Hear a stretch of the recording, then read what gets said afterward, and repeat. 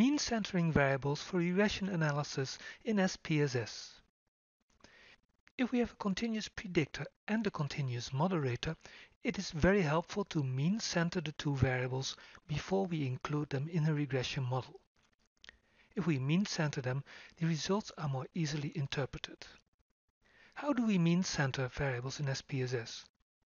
In our example, we have exposure as a numeric variable and contact as a numeric variable, and we want to know whether there is an interaction between the two if we want to predict attitude towards smoking.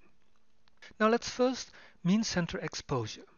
First of all, we need to know the mean score on exposure.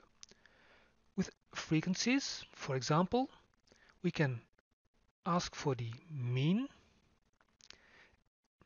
We select exposure and contact as well. We don't need the frequency tables, so we disable that option.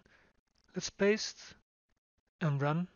And here we got the average scores for exposure and contact with smokers. In our next step, we just subtract those mean scores from the original variables. We can do that with transform compute. I will create a new exposure variable that is mean centered.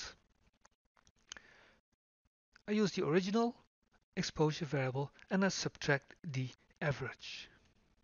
4.8655. Okay, let's paste this one and do the same thing, but now for contact we subtract 5.0909 and we create a new variable contact centered. Let's paste this one as well. Let's run the two commands. And as a result, we have two new variables, exposure C and contact C. Now we can use those as predictor and moderator in our regression model. We must use the two mean-centered variables to calculate the interaction predictor. So let's do that now, again with transform compute. I will create the exposure contact centered interaction predictor simply by multiplying the centered exposure variable with the centered contact variable. Let's paste and run.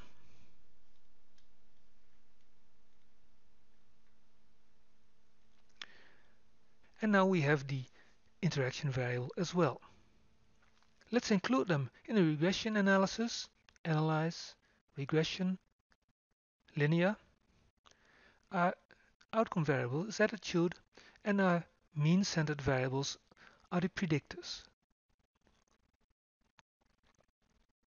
For statistics, we like the confidence intervals, and let's require the descriptives as well. Let's paste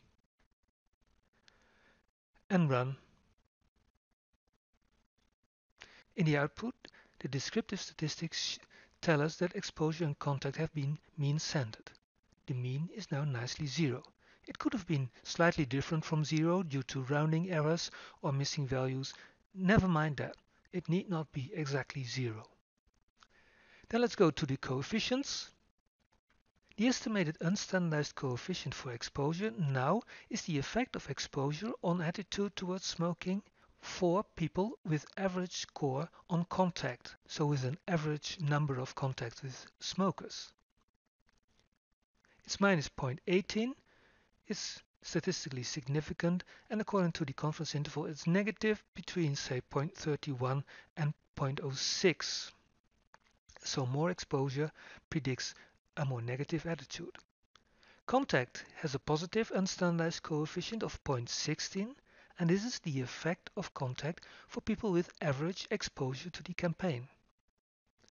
And finally, the interaction variable has a very low value, 0.02, which is not statistically significant, and according to the confidence interval, it could be as well negative as positive.